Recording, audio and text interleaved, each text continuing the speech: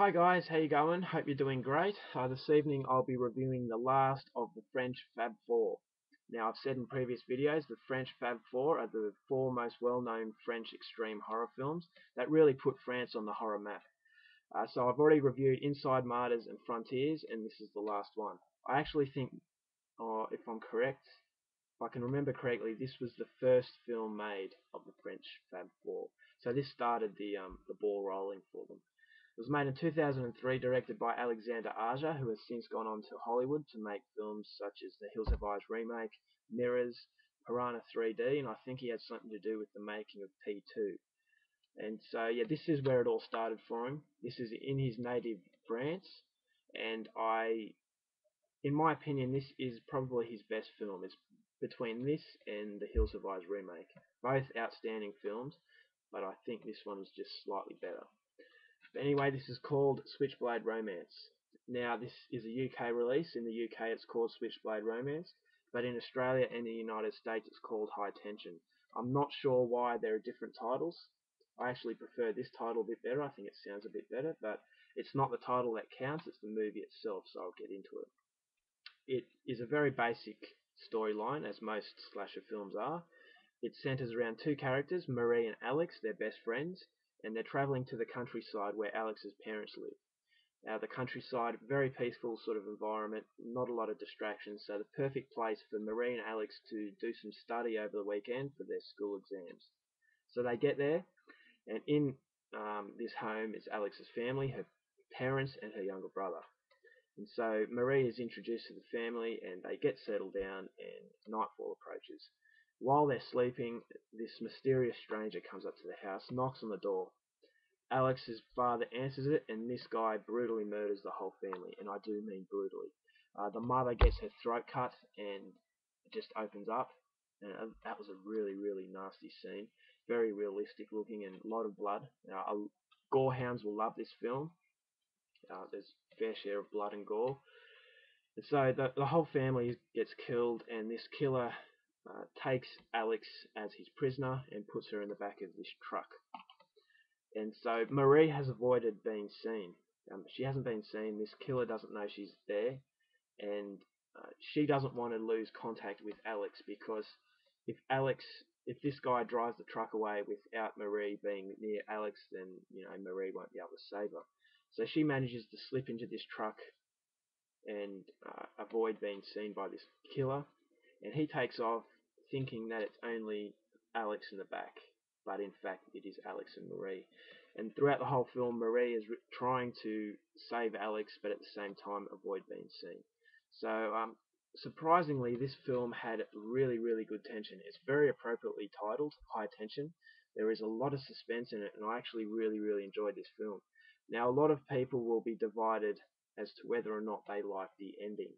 Now, I'll try my hardest not to give any spoilers. I don't like giving spoilers, so uh, I try my best not to give anything away. The ending, for me, a lot of people think it ruined the whole film, but for me, I like the ending. I didn't love it. It gives it replay value, and that's an important thing. There are a few scenes that don't quite work. You'll think, how the hell could that be possible? But it's not a different ending. It's been done before, but it's something different in the slasher kind of genre. It's not a film where it just relies on gore. That sort of film can get boring after a while. But this one, it actually had good tension, and the ending made you sort of watch it again and think as to what this director was trying to do. So it is better. It is one of the more um, classier sort of slasher films, if you can call it that. I wouldn't say classy, but a stronger effort in the slasher genre. The color of it is the actual making of the film. It had a really old sort of feel. It feels a lot older than it actually is, and I actually really like that because it reminded me of the earlier slasher films from the 70s and 80s. It's a basic storyline, so you don't need to think. It's only 88 minutes in length, so if you have a short attention span, don't worry because it gets into the action pretty quickly. Gorehounds, as I said, will love it.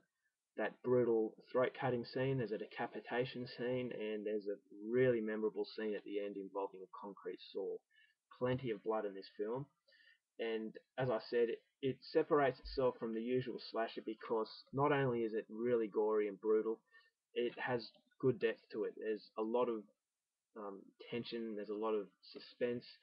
You're on the edge of your seat, wondering, at any second this killer could notice Marie, and she's just avoiding being detected, and it's just hanging on by a thread. And you're thinking, it's only a matter of time before this killer will notice her.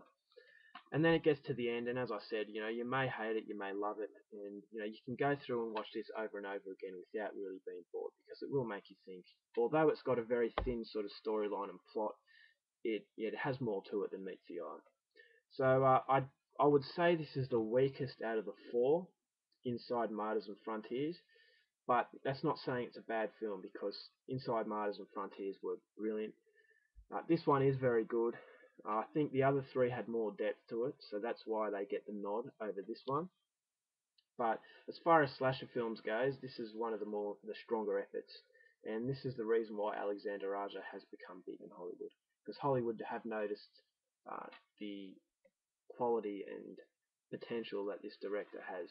I think he was only 23 when he directed this one, so he's very, very young, and it really shows the skill level he has. The skill level of someone much older than he actually was. So hopefully this guy stays in the horror genre, as I'm sure he will.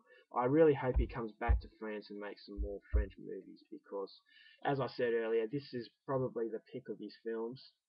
The Hills Have Eyes remake was very, very good, but yeah, I preferred this one just a little bit more. So this is a must for anyone who loves French horror. You will like it, but whether or not the ending ruins it for you, well, that's up to you. But as far as I'm concerned, I liked the ending, gave it a bit more replay value, and it made the film a bit stronger. So that's my review of High Tension, or aka Switchblade Romance, and that does it for the French Fab 4. I will be doing some more French horror film reviews in the future. I'm getting a few new ones coming in, so look out for those videos. Alright guys, hope you enjoyed this, and I hope you have a great, great day. Bye.